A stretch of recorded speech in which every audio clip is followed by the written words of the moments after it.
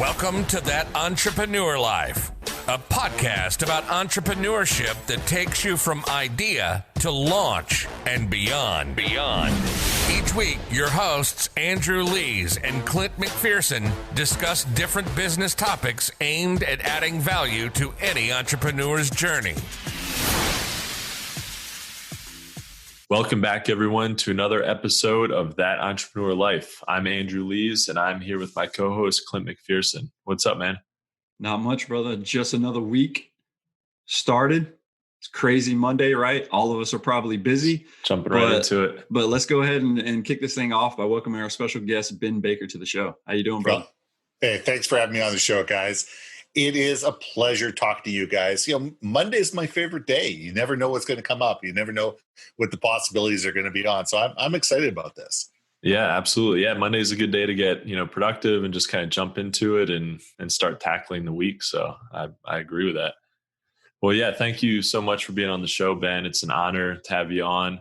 But before we get into our questions and, start going over some things, can you just tell our audience who you are and what you're all about? Yeah, sure. First and foremost, I'm a storyteller. My job started off about 25 years ago, killing trees, starting off in the direct mail business. And it's very quickly evolved over the years to telling the story of the brand. Who are you? What do you do? Why do you do it? Who do you do it for?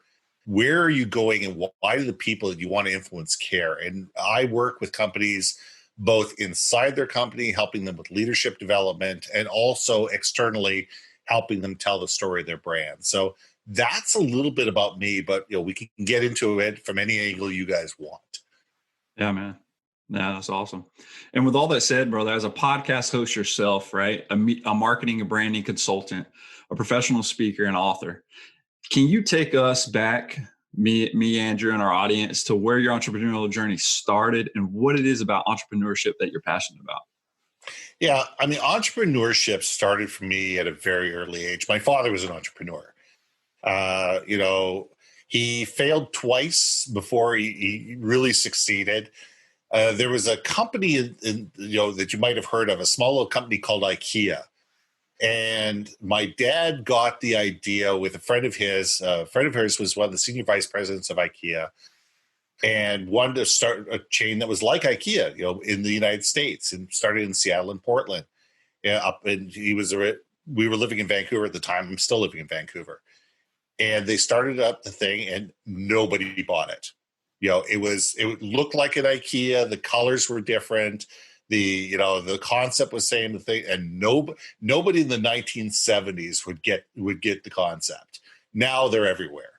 But what I learned was how to pick yourself up. How to pick yourself up, how to sit there and say, okay, what did we learn from this? What went well? What didn't go well? What were the lessons to be learned, and where do we go from here? So, I mean, I'm not even sure I was a teenager when this happened. So to learn that at a very young age, just to watch my dad, start something incredible, build this thing out, and then watch it, crumble underneath him and watch him get back up and do it all over again was probably the most exciting thing for me out there. Is to sit there and say, okay, there's not going to be a perfect path to success, but that path is well worth doing it in the end. So that's where entrepreneurship started for me. I love it, man. It's like at a young age, you're introduced to how to pull yourself up by the bootstraps when you don't succeed right off the bat, right? Not always can you replicate or duplicate something and be successful.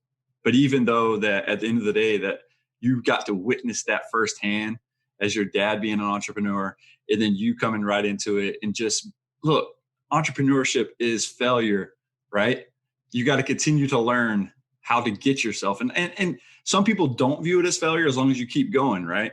And that's a good way to look at it. You don't technically fail. You can call it a failure because that one plan, plan A or plan B didn't succeed. But man, you got the whole alphabet to play with. And so failure happens when you give up. Oh, I love it, man. I love what you said. When you absolutely give up, when you sit there and say, okay, no mas, I can't do this anymore. I'm going to go out and get a job. That's when you fail at being an entrepreneur. When you pivot, when you move, when you reevaluate, when you reinvent, when you change what you're doing completely, but you keep moving forward. Even if you're treading water, you're still an entrepreneur. You're still learning, you're still growing, you're still moving forward. You may, that moving forward may be incremental, it may be microscopic, and other people may not even notice that you're moving forward, but you are. As long as you're learning, as long as you're evaluating, as long as you're challenging yourself, there's always progression, and there's always something to learn, whether things went well or when things go poorly. There's always something to learn. And the problem is, people are not taking the time today to learn from both. Yeah.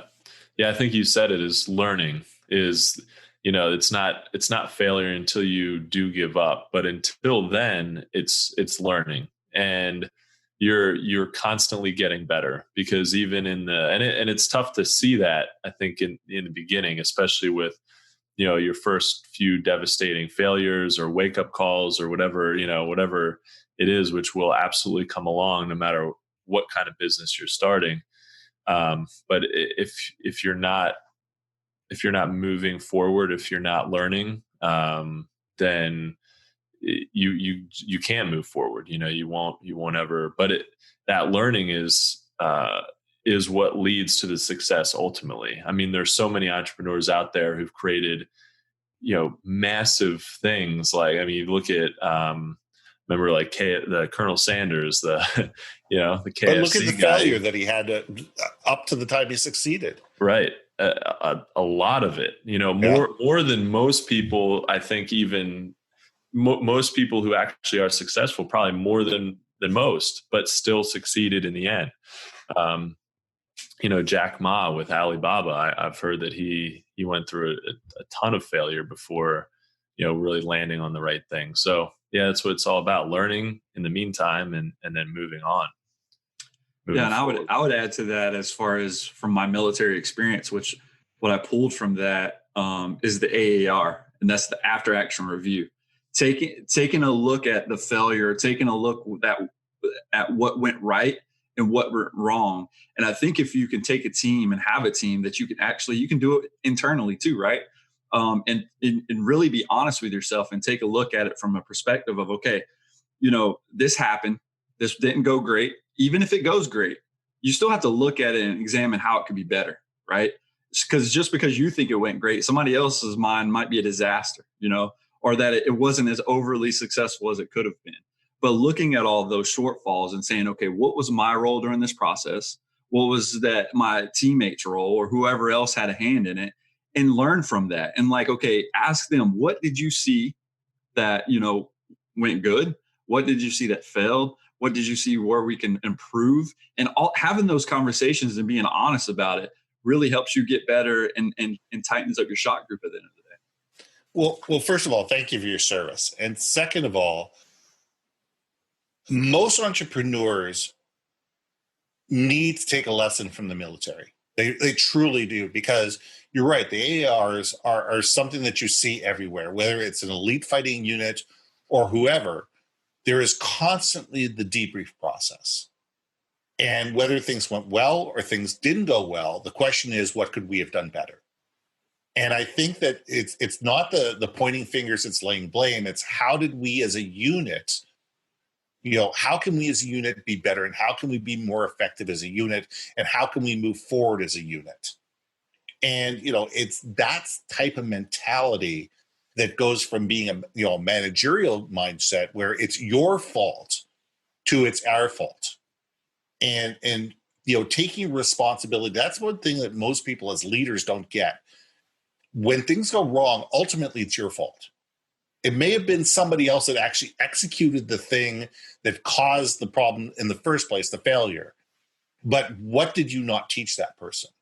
What power, what tools did you not give that person? What method of communication did you not give that person that allowed them to succeed?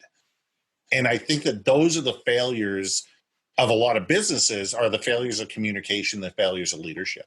I love that you bring that up, because as a platoon leader in the military, it was more of, I'm 100% responsible. And I always had to tell people this, right? I'm 100% responsible for the successes and failures.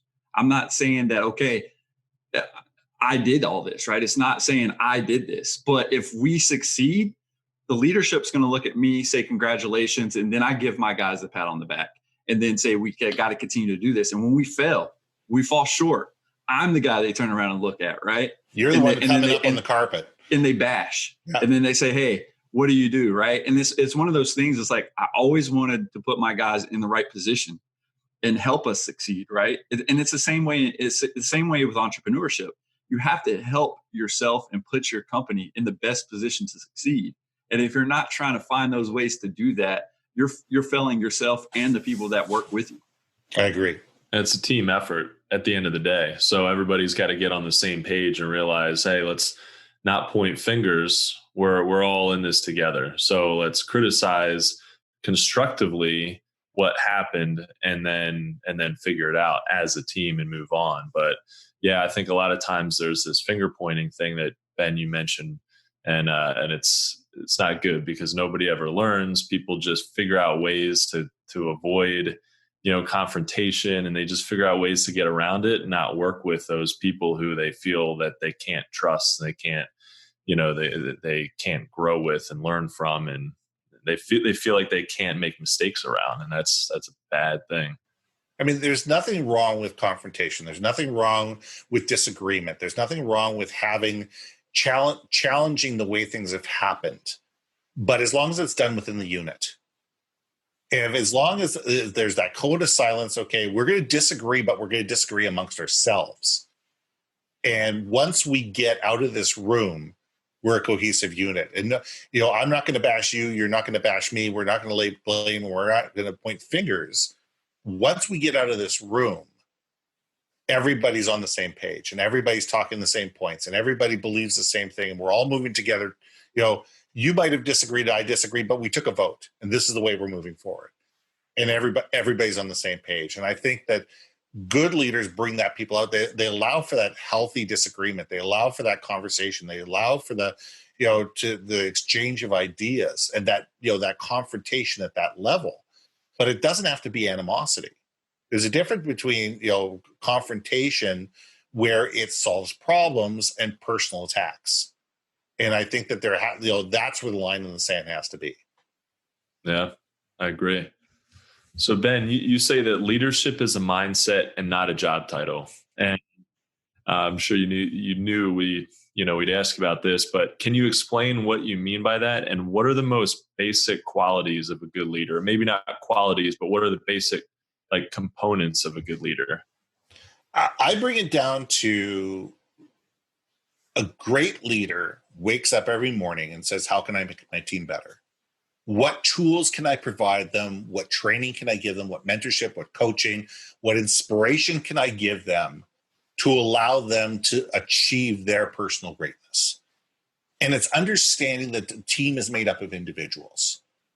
Every single person comes to the team with a different set of skills, a different set of, aspirations, goals, things that they want to do. And it's a good leader who sits there and goes, okay, this is what my team needs. We don't have this in the team. Let's go find it. Or let's train somebody who's excited about this on how to be better at what they want to do. And I think that that's what a great leader does. I look at it and say the difference between leadership and managerial mindset. Simon Sinek said it best. And, I hate to, bring up other people's, viewpoints, but I think that this is the best way to explain it. Simon Sinek, when he does, starts with start with why. Talks about the managerial and the leader, where the manager sees somebody who's been late 5 days in a row and goes up to them and says, listen, you've been late 5 days in a row. If you're late on day number 6, there's going to be consequences. The leader goes up to that same person and says, look, I noticed you've been late for 5 days in a row. Is everything okay? And that's the difference between seeing the person at the other side of the bench as a human being versus just another number. And I think that we need to get rid of the managerial mindset, whether that's a manager, whether it's a director, a vice president, a senior vice president, or a CEO. It's Do we treat our people like people? Do we realize that they all come to the office with their own wants, needs, fears, desires, passions, etc., and minutia, and we have to deal with them that way versus, saying, I don't care, I just need this job done. A good leader tells people what needs to happen and why, and lets the people go ahead and do it in their own way. A manager goes out and says, you're going to do this way, and I want this form filled out this way, and I need this done in triplicate, and goes through it step by step by step by step by step. It doesn't give their team the ability to be creative or to find a better way or to find a better solution. It's that mentality change, and the world needs leaders today.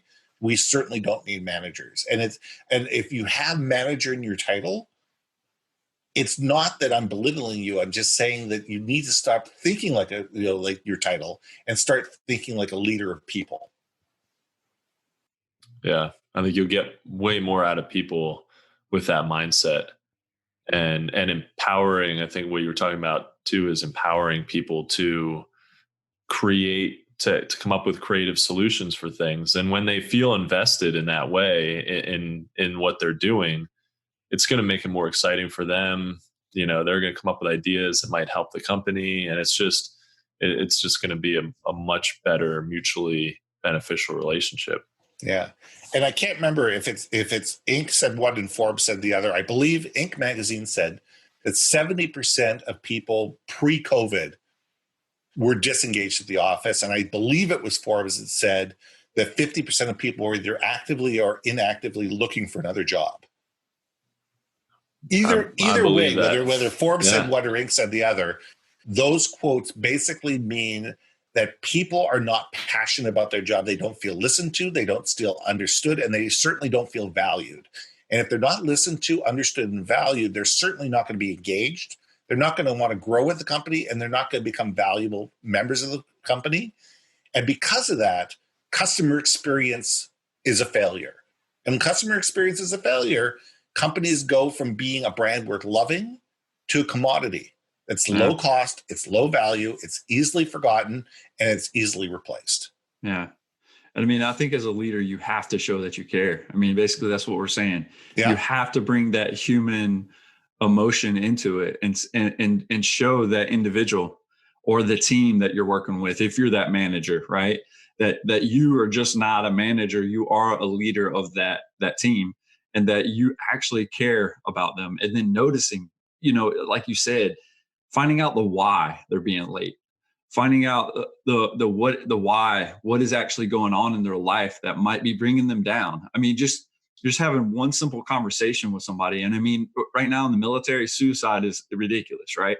And so with COVID, suicides through the roof and stuff like that. So it's not slowing down. So it's just having that one simple, and we don't see this.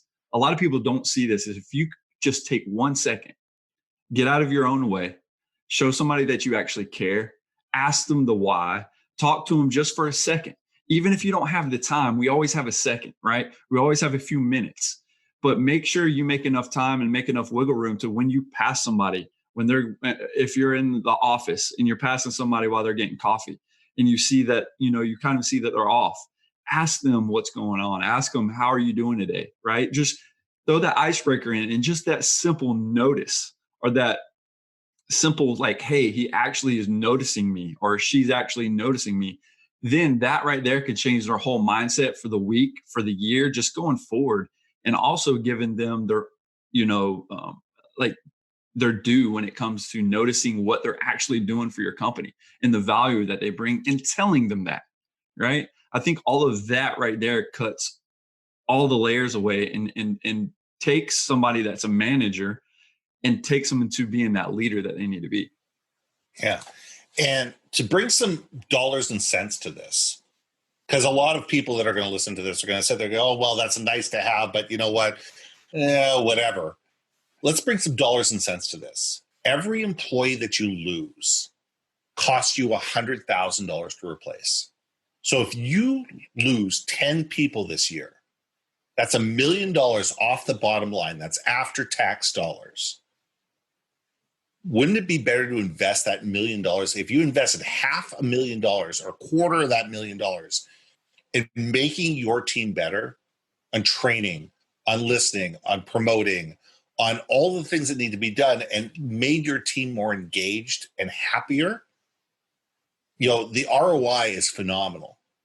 They say that, your brand is only as valuable as your unhappiest employee on their worst day. So if you've got a whole bunch of unhappy, surly employees that are just doing the minimum that they need to do to be able to gain a paycheck and go home and do what they really want to do, how valuable is your brand? How valuable are you to your customers? How many of your customers truly want to be around unhappy, surly employees? And 9 times out of 10, it's not just the fact that they're miserable, unhappy people. It's the fact that there's policies, procedures, communication, leadership that are ineffective and that are putting serious roadblocks in these people's way that keep them from being able to do what they really truly need to do to be able to help a customer. And it's frustration that leads to that unhappiness. And that's what causes companies to spiral. Yeah. Yeah. And I as you're saying that, I'm thinking of the companies that do it right, like the Costco's of the world, where people are happy to help you. And even on the way out, they might have a little joke as you're leaving or something, just, makes you feel good about shopping at a place like that. Or they're just, taking in a time like this, they're taking safety precautions seriously, and they're just trying to keep everybody safe and distanced and, while they're shopping. So just there's a lot of thought that goes into making their experience much better. But at the same time, if you think about it, it's not that complicated. All the stuff they do isn't that complicated, but it is thoughtful. So, and they do figure that,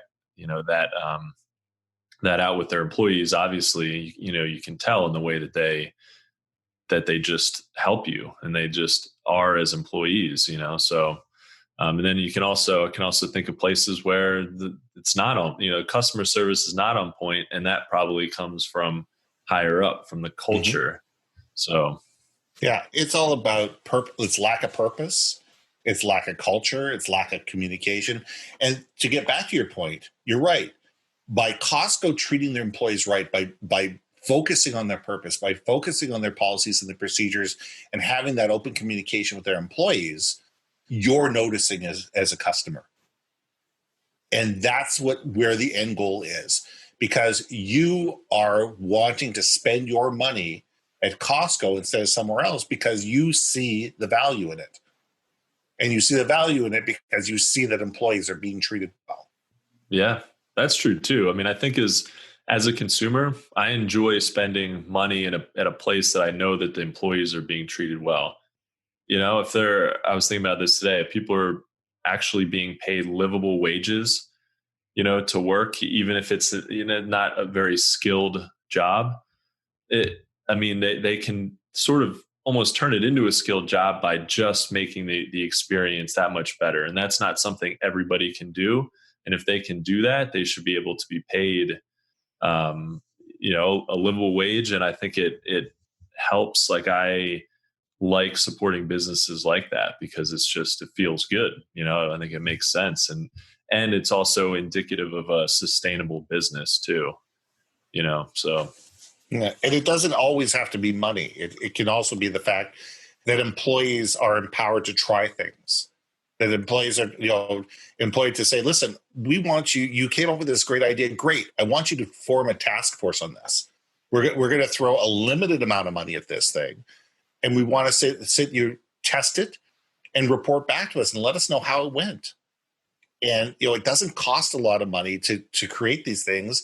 A lot of times it's just getting people to do sweat equity. And if you get a bunch of people inside a company that are excited because there's a different direction, they'll try it. And they'll be able to say, hey, listen, if we did this is the results we got. Great. Now management has some, reason to throw some money behind it. And the employees feel that they're valued, that they've been listened to, that they're understood, that their opinion matters. I mean, I'm a big believer of the equation, people plus purpose equals profit. If you take care of your people and you have a strong purpose of your company and you articulate it and you live it, the profit comes. Yeah, for sure. No, yeah, I would agree with that wholeheartedly, man. I love that.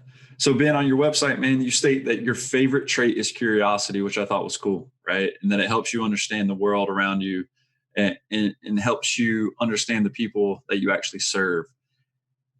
And when I saw that, I want to ask you this question about how important is it at this point, right, in time, with everything going on around us, how important is it to understand others? How important is it to understand their needs, their hopes, their aspirations and fears? And when is it our responsibility as entrepreneurs to devise solutions that make their lives better? Always. First, last, always. Now it couldn't be any more critical because we're in a trust economy. We are an economy where your product or service or your provider could be next door or they could be halfway around the world. I do work in Australia. I do work in Europe. I do work throughout the United States and Canada. I've never met most of these people. The closest we come is Zoom calls on a regular basis. But it's a matter of trust. And the more companies can sit there and say, these are the people that we truly serve. Not everybody with a heartbeat, not everybody with a Visa card is my client. These are the 100 companies that we can serve. These are the 50 companies that we can serve. And we can serve them really, really well. And this is why. These are the problems that they have. These are the issues that they face. These are the challenges that they're having. And this is how our software, hardware, program, whatever, fixes that problem in a way that our competitors can't. Then you can build relationships and you can build trust and you can build, long-term value with your client. And the beautiful thing is, those people will turn around and talk to another 20, 30, 40 companies that they deal with on a regular basis and say, listen, we go to Clint. Clint's amazing. He always listens to us. He's always inventive. He's creative. He helps us through solutions. He gets to the underlying issues and helps us solve our problems. You got this type of issue, you should go talk to Clint. And those conversations are worth millions and millions of dollars in Facebook ads or LinkedIn ads or Twitter tweets or whatever. That one conversation could be the difference between you going from a $500,000 business to a $5 million business, or a $5 million business to a $50 million business. Because you've built that level of trust to a point where people look at you not only as a commodity, but they look at you as a partner, and a partner that they're going to sit there going, you know what? We deal with this company. We love this company. They take care of us. You should deal with them too. And the more curious we are about our customers, the more passionate we are about not understanding that they need this by 2:00, but why do they need this by 2:00? What are the underlying issues? What are the things that, once I drop this off at your front door, what happens to it? And how can we make that easier? Well, what if we didn't drop this off at your front door? This thing gets split to 4 or 5 different locations across the United States. What if we just drop ship them for you? What if we didn't have to bring them into your location? What if we carried some of your boxes in our office so you didn't have to repackage them and send them off? What if we package them in your boxes in our plant and we cross-dock them directly to your customers? So the bill of lading looks like it comes from you. They're blind shipped, but the customer gets them 3 days faster. And you don't have to cross-dock them and use your people to restock the product. And if you're asking those type of questions, all of a sudden you've completely differentiated yourself from your competitor, and you can charge more money for it because all of a sudden you got 5 drop ships you have to do. And they're more than happy to have you handle the 5 drop ships. So all of a sudden you become an integral partner into their business. And those are the questions that sales aren't asking, that marketing aren't asking, that ops aren't asking. We're not asking, how can we be a better vendor to you? What are the things that we can do to help you shine in the eyes of your client?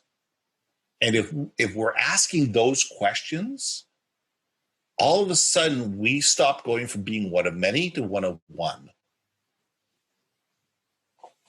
Yeah, I agree. The questions are, are so important. Asking questions, asking what can we do better? Do you have, is there anything else that would make this a better experience?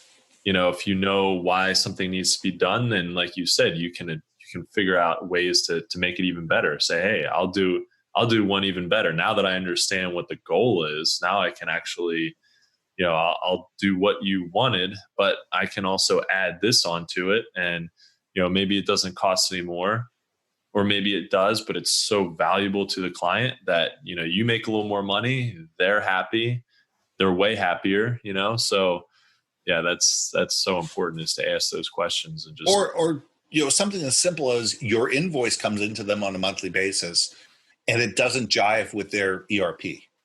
It doesn't jive with their accounting system.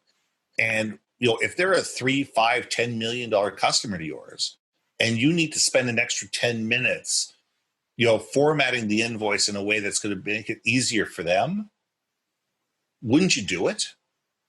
But if you don't ask the question, you're never going to know. And you're going to keep throwing an invoice at them that's frustrating their accounting department, to a point where it's costing them money. And they're going to say, well, we don't want to deal with these people anymore because they're a havoc to our system. And all of a sudden you may be doing a great job, but if you're not invoicing it in such a way that makes it easy for them to be able to pay you, that becomes a major irritant.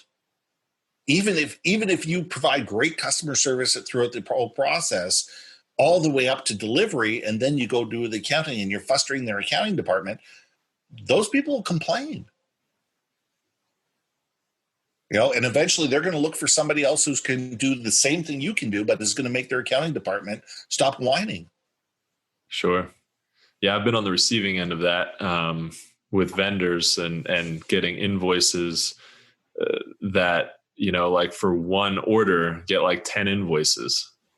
Yeah. And it's like, why did you do that? It's one order. Yeah, there were, you could break it up into a bunch of different old things, but we didn't ask for that, and we'd prefer not. And then it becomes, then they're not very helpful to resolve that. Yeah. And it's like so frustrating. So because it works better for their system. Right. Exactly. It's really simple. It's better for their system. Right. So therefore that's why they've set it up that way. Right. For their inventory management or whatever, they've set it up for them. And we need to stop running our businesses so it's better for us. We need to sit there and say, is our policies and procedures making us ineffective or not as valuable to our customers?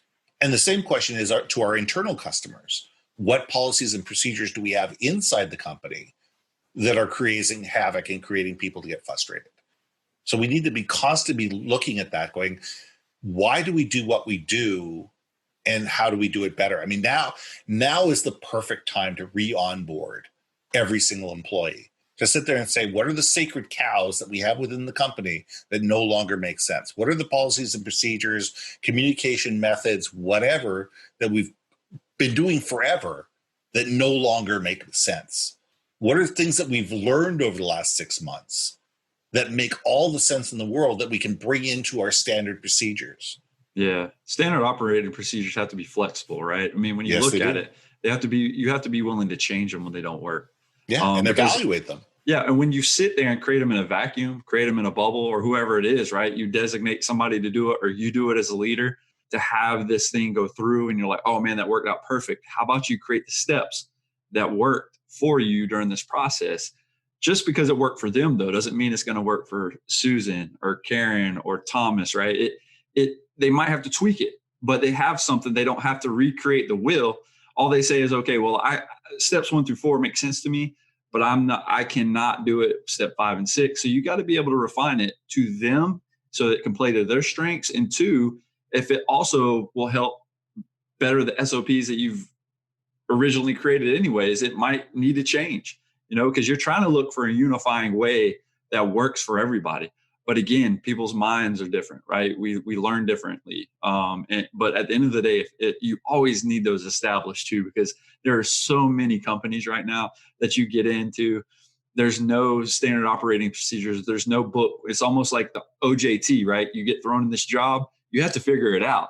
And that's frustrating as crap to me. So when I was in the military, it was like, you have to have established this book, because it was every time I fell into a position, and I don't know what it is outside of that to have a job now, right? Outside of me being an entrepreneur. So I can't really refer to anything outside of me being here, but standard operating procedures, even in my digital marketing agency, is huge, right? So I can say, okay, this is how I do things. And this is how I want you to kind of like, no, I'm not dictating them to be done that way, but these are the standard operating procedures that help me. So I'm going to pass this over to you. And if you can implement these too, that'd be great, because I could kind of know your train of thought, right? And if you adjust, that's fine. Just communicate that with me as a leader, so I could kind of know, okay, you kind of veered off from step 5 through 10. So kind of like just back brief me and let me know how did you get this end result? Because every time I did it through the standard operating procedures, we never like had a problem, right?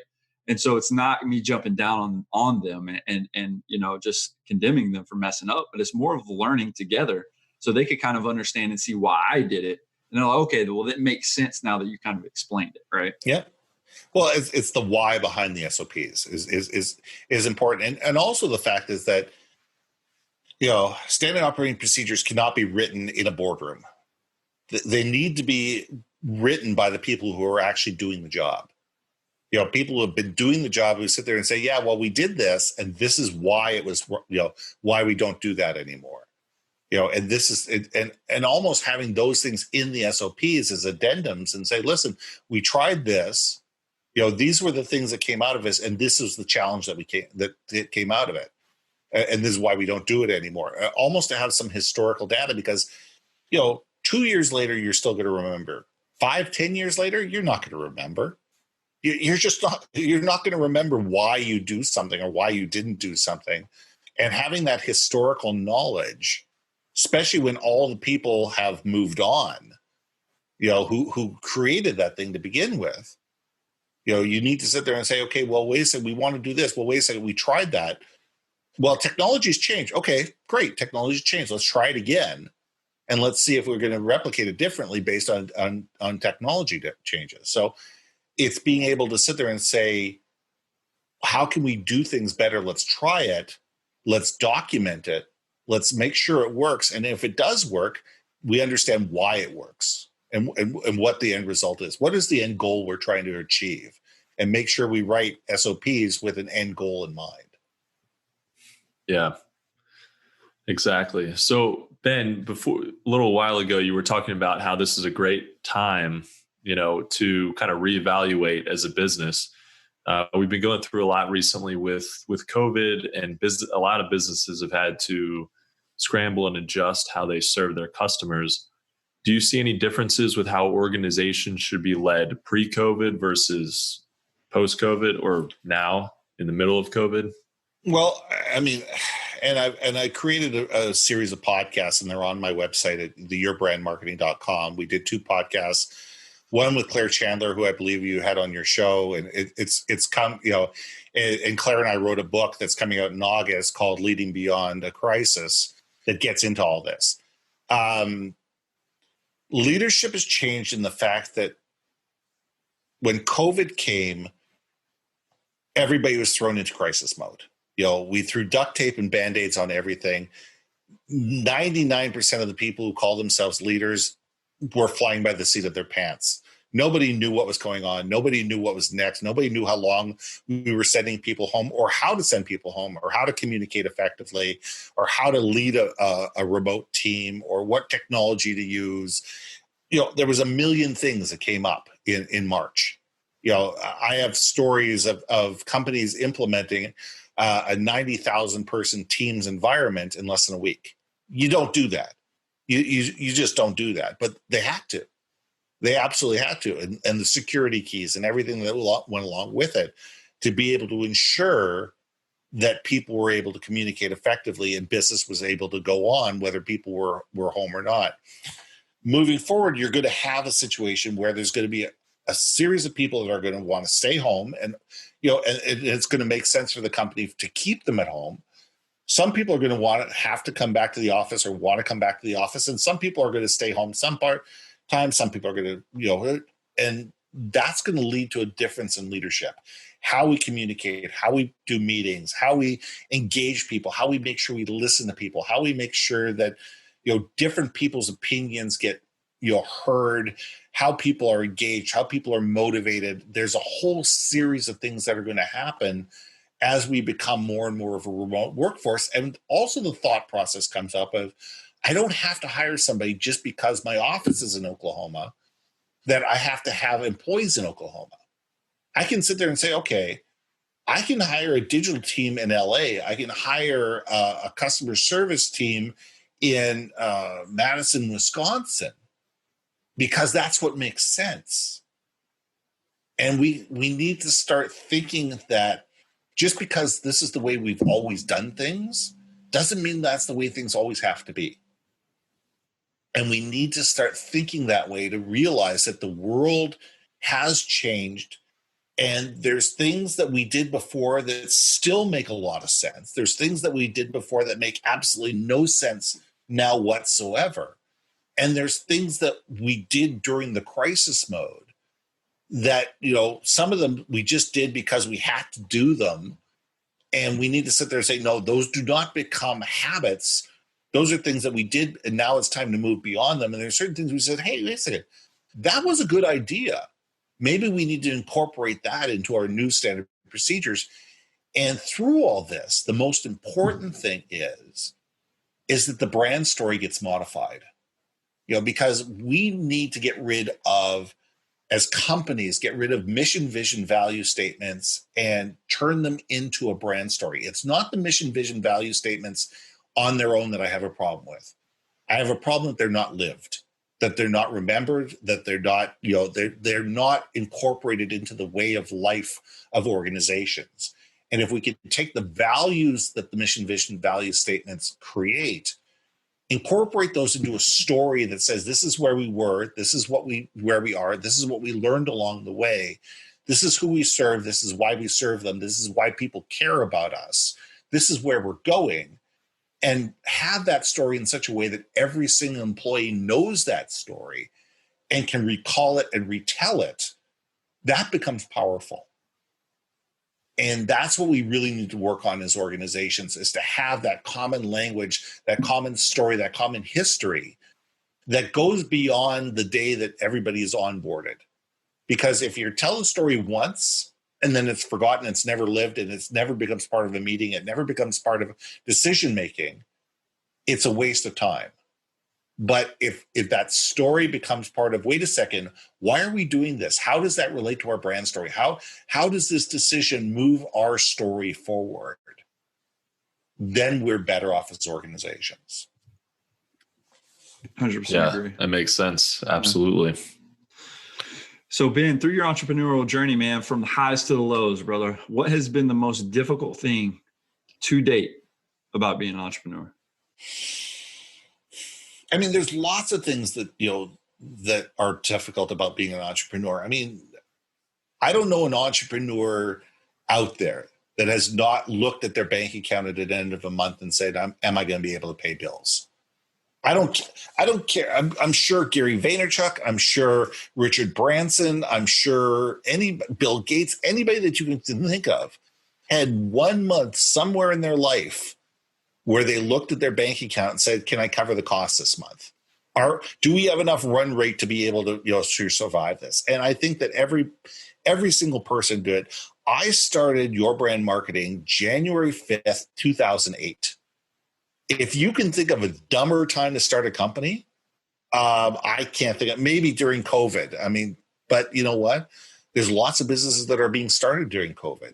Yeah, I was lucky enough that my clients came with me. The email that I sent on January 5th, 2008 was brand new name, same great service. And 90% of my customers came with me. And it was based on trust. It was based on relationship. It was based on the fact that they knew I was going to take care of them. And they carried me on their shoulders for the first 18 months. They truly did. The customers that came with me carried me on their shoulders. They paid their bills on time. They worked with me. They figured out how we could make all this happen. Their budgets were slashed. I worked with them to be able to be more creative with the budgets that they had left. And long-term relationships were cemented.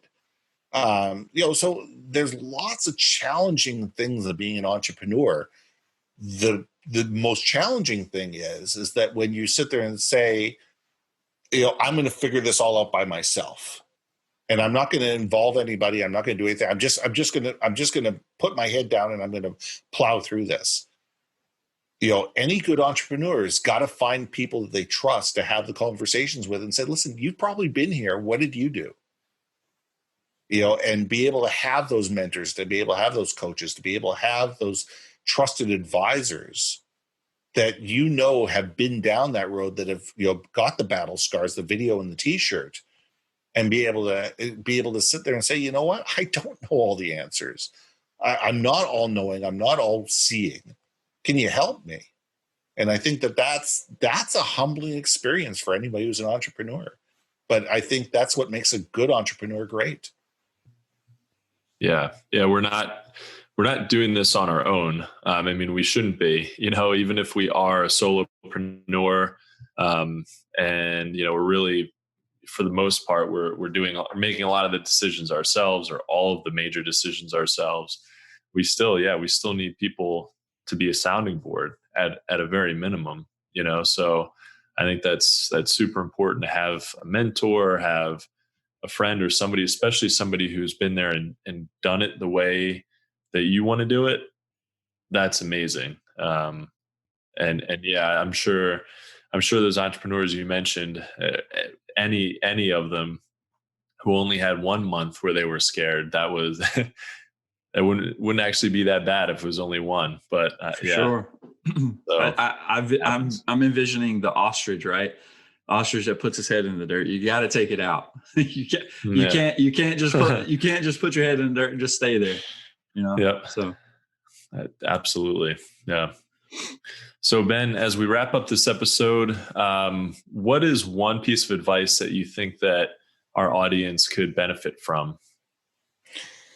I think the biggest piece of advice I give to any entrepreneur, and I think this is 4 or 5 times a year, I go up to the universities and I talk to their business students, and I talk to them about entrepreneurship. I talk to them about networking and, how to communicate more effectively. And I think that the most thing I can say is be authentically you. Know who you are, know your strengths, know your weaknesses. Surround yourself with people that are way smarter than you are, and don't have an ego about it.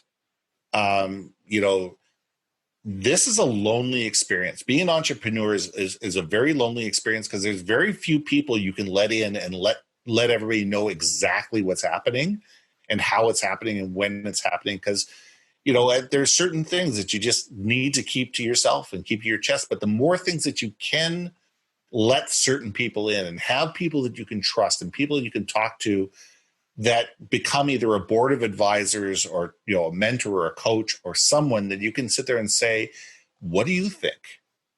Your life becomes much better. But you need to sit there and, running your company as an entrepreneur, you need to know, why did I start the company in the first place? What am I passionate about? What am I good at? Where are my strengths? Where are my weaknesses? And be able to surround yourself with people that have a similar mindset, but different skill sets. And I think that's how we all succeed. I love that. And especially putting your ego aside. I think that's very important. Very huge. Well, guys, that's a wrap for this episode. And from the both of us, Ben, we want to thank you for taking the time of your day, man, to join us and adding value to what we're trying to do on our podcast. Andrew and Clint, this has been a lot of fun. I've enjoyed the conversation. Thank you guys very much. Thank you for all you're doing. Thanks to your listeners for listening in. And I hope that everybody has an incredible entrepreneurial journey. That's awesome. Yeah, it's been great to have you on, Ben. Guys, thank you so much for listening to That Entrepreneur Life. To learn more about what Ben is working on, check out leadersmadehere.com. If you like what you heard today, make sure to subscribe to our podcast on iTunes or any other major podcast directory. You can also find us on all the socials and on our website at thatentrepreneurlife.com. With that said, guys, we also want to quickly give a special shout out to our family and friends, like always, to include all of our listeners, our followers, and subscribers. If you find value in our show, guys, please consider making a small donation. Even just a few dollars helps us keep things moving along and brings value to your entrepreneurial journey. Thanks for continuing to support what we do as entrepreneurs. And don't forget, guys, to join us next week for another episode of That Entrepreneur Life. Thanks for listening to That Entrepreneur Life podcast. Be sure to visit thatentrepreneurlife.com to join the conversation, access our show notes, and discover our fantastic bonus content. Don't forget to join us next week for another episode as we continue to add value. Until next time.